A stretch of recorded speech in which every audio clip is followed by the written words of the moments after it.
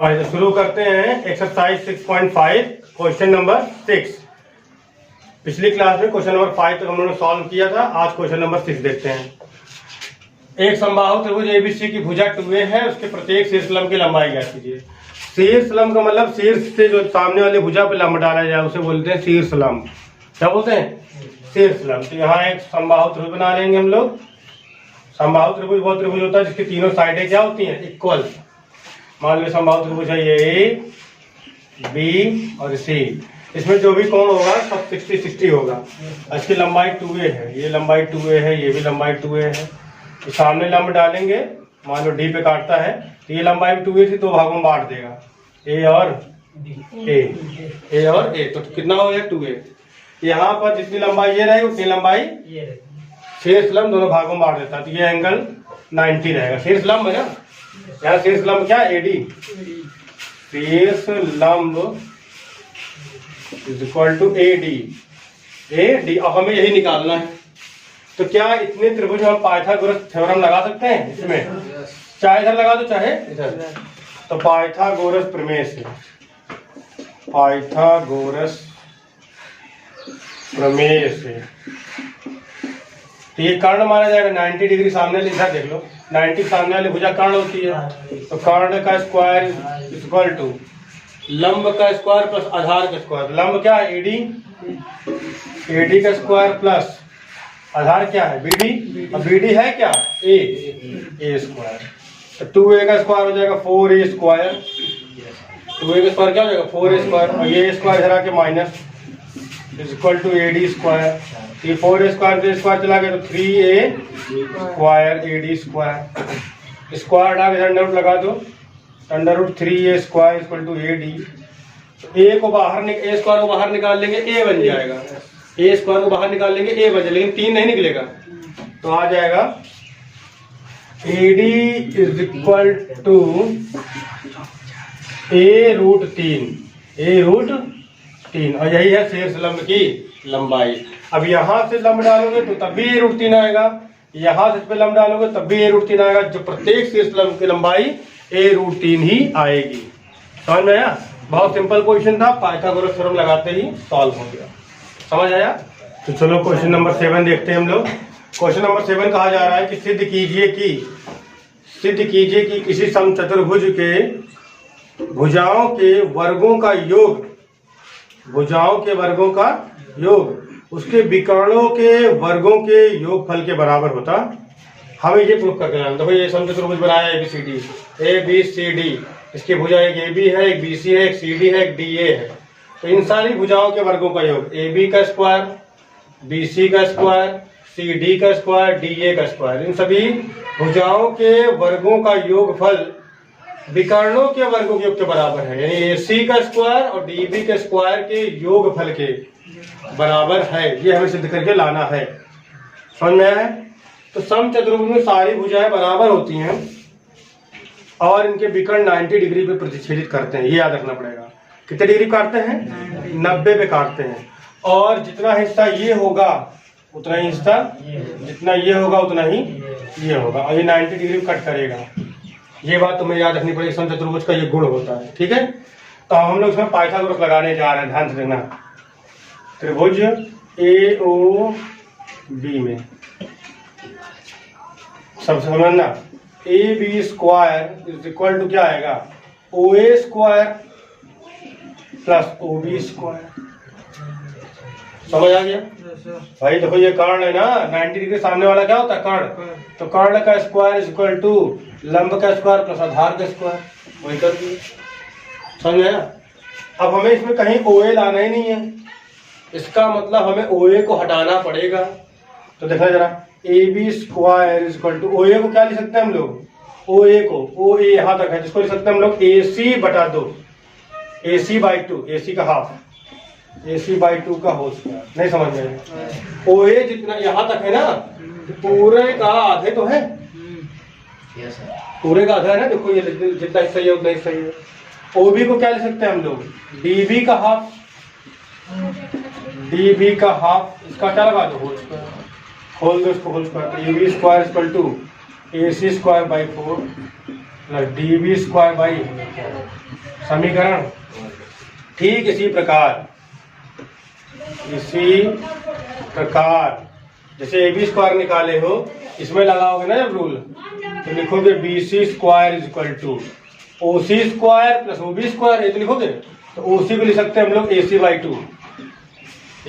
2 का square, plus OB को लिखेंगे हम लोग BD बाई 2 या DB बाई 2 का स्क्वायर।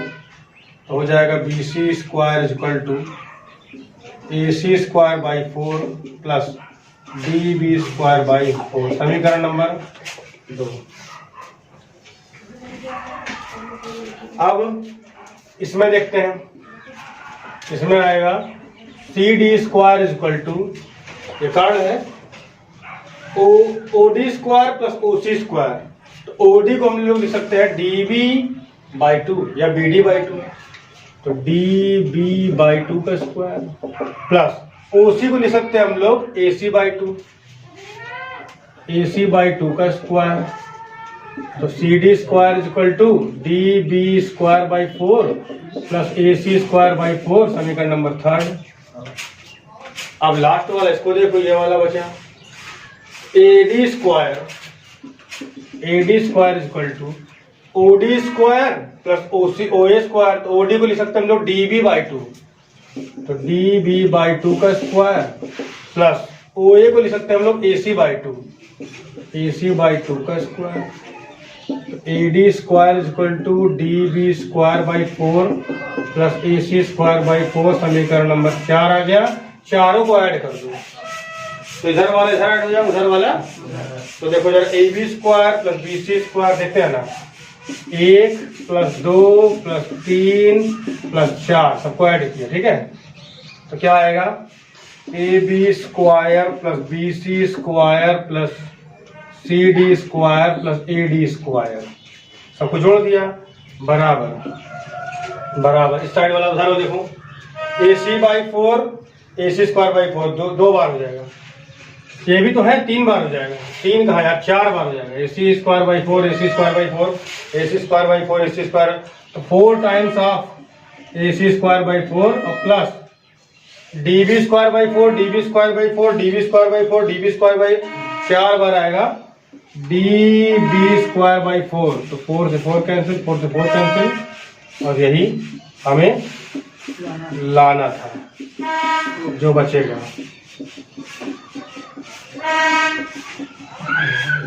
यही हमें प्रूफ करना था, समझ में आया? सिर्फ पाइथागोरस लगा करके नोट कर ले। हाँ भाई, तो क्वेश्चन नंबर 8 सब लोग देखें। इसमें फिगर बना हुआ है एक ये, और दिया गया है इसमें OD लंब है BC पर, OD लंब है BC पर, OE लंब है AC पर, OE लंब है AC पर, AC पर 90 डिग्री बना रहा है, और OF लंब है AB पर, OF लंब है AB पर।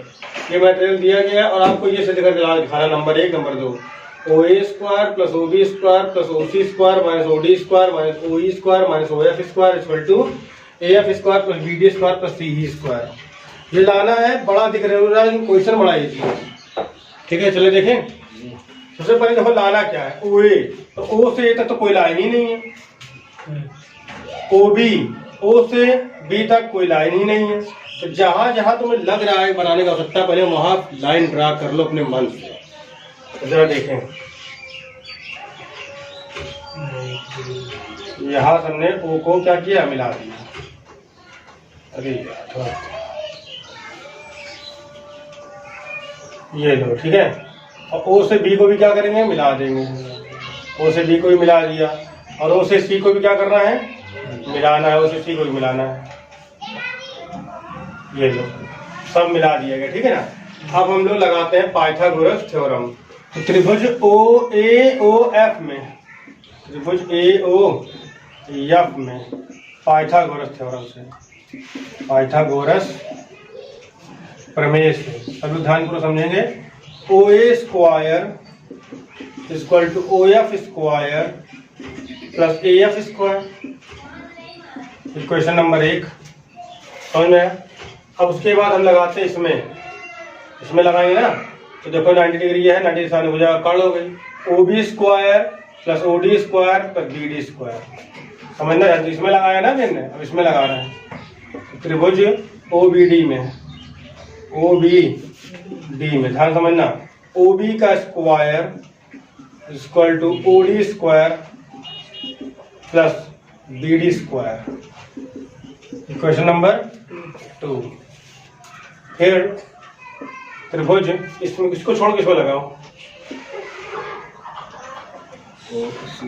ओ सी ई में, ओ सी ई में 90 डिग्री वाला है, तो सामने भुजा कर्ण होगी यानी वाली होगी O C square equal to C E square या E C square plus O E square, O E square.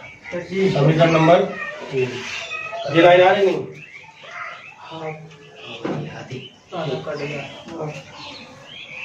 O E square,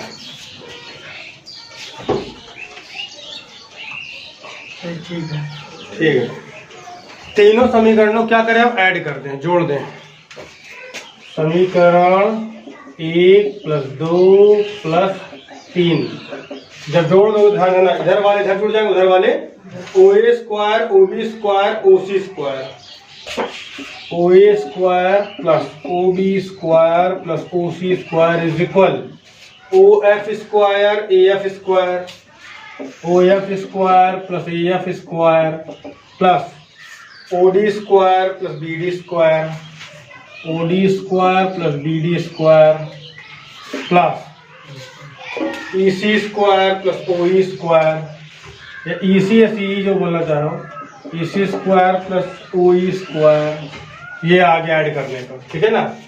अब सारे ओ वाले जितने हैं उसको इधर ले आओ, तो इसको यहीं उतारो पहले, O A square O B square O C square minus O F square minus O D square minus O E square is equal to क्या बचा, A F square plus E C square plus B D square.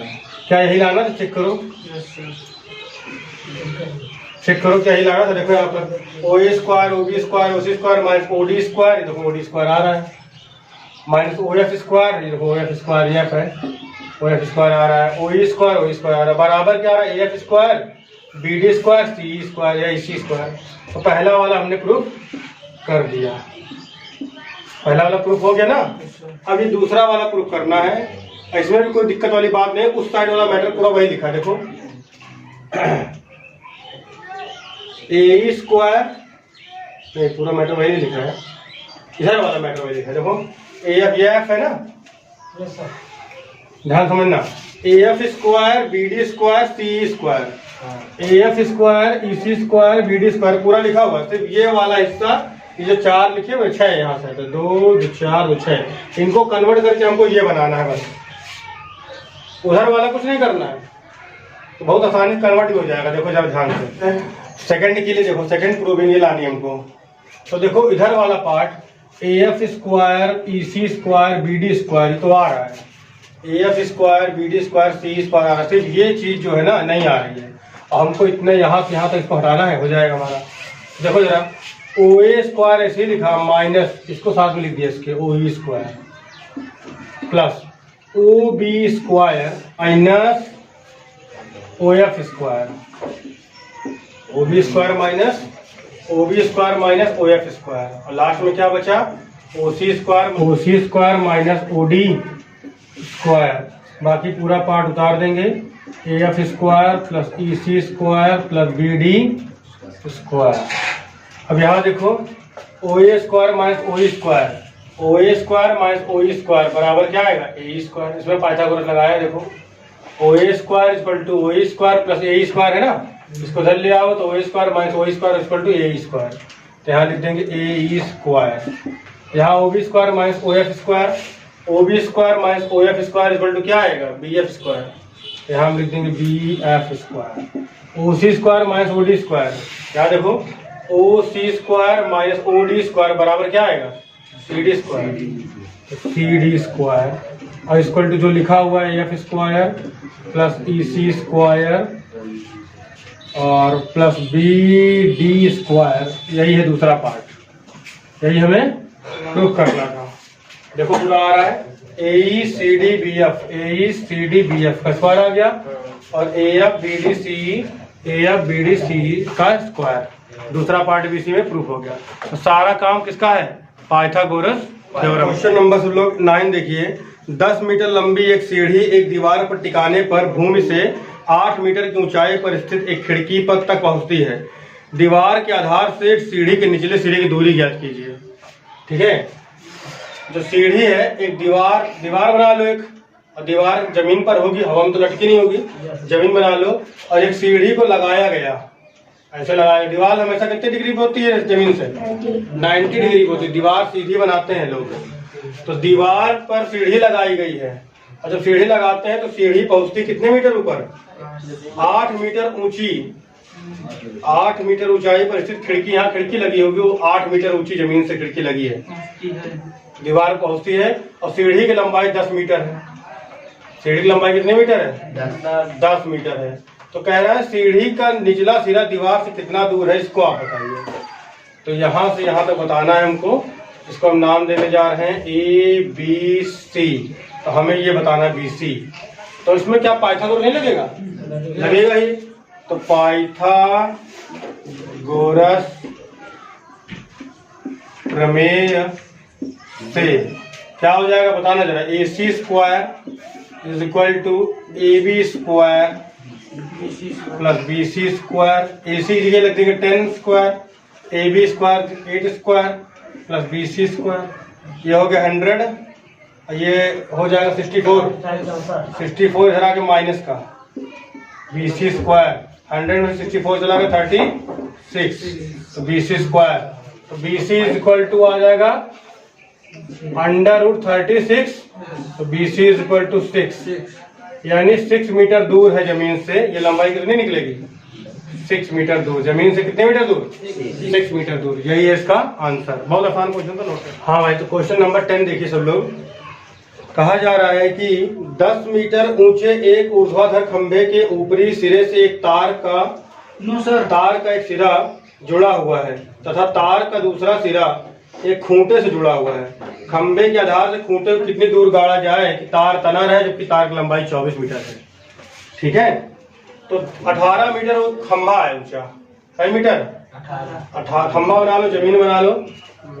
कई metre ऊंचा खंभा है? 18 metre ऊंचा एक खंभा है। तार का एक सिरा खंभे से बंधा हुआ है, और दूसरा सिरा जमीन पे खूंटे से बंधा हुआ है। जमीन पे किससे बंधा है? खंभा 90 डिग्री कोण पे बनाएगा ना, कि तिरछा होगा खंभा? लंब होगा। तो दूसरा सिरा कहाँ? खूंटे से बंधा हुआ है। ठीक है, और तार की लंबाई 24 है। तने तार की लंबाई कितनी है? 24 मीटर, 24 मीटर है तार की लंबाई। ठीक है, इसको A कहेंगे, इसको B कहेंगे, और इसको C कहेंगे। तो बोल रहा है कि खूंटे को कितनी दूर गाड़ा जाए, ये दूरी पूछी है। खंबे से खूंटे की दूरी, इसको X मान लो। क्या मान लो? X इसको हमने मान लिया ना। माना खूंटे की खंबे से दूरी बराबर X। तो क्या ऐसे पाइथागोरस प्रमेय लगा सकते हैं? तो पाइथागोरस प्रमेय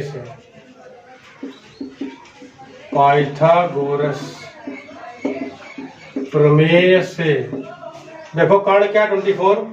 24 का स्क्वायर इक्वल टू लंब क्या है? 18 का स्क्वायर प्लस x का स्क्वायर। समझ आया?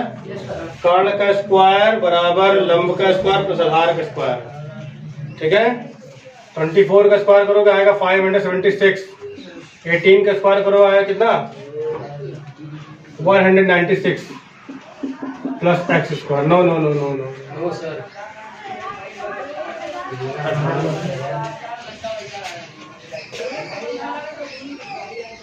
324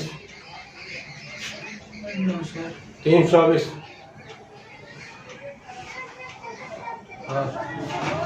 18 स्क्वायर करोगे आएगा 324 प्लस एक्स स्क्वायर। इसको धल्ला घटा देंगे, 576 minus 324 equal to X square. घटा दो इसको, तो ये 6 में से 4 गया 2, 7 में से 2 गया तो 5, और 5 में से 3 गया तो 2, 252। समझे? 252 तो इसको इधर ला के अंडर रूट लगा दो तो 252 अंडर रूट में आ जाएगा। इसको बाहर निकालने के लिए फैक्टर करना पड़ेगा, गुणनखंड। तो यहाँ इसके फैक्टर कर लेते हैं। 2 1 2 2 3 4 2 6 12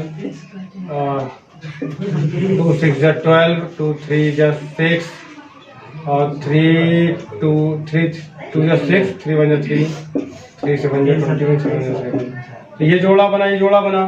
देखो दो के जोड़े बने सही करेंगे तो ये 2 3 6 6 आ जाएगा, अंडर रूट क्या बचेगा 7। तो x इज इक्वल टू आ गया 6 अंडर रूट 7। और यही है बीच की दूरी मीटर में। नोट कर ले सब लोग।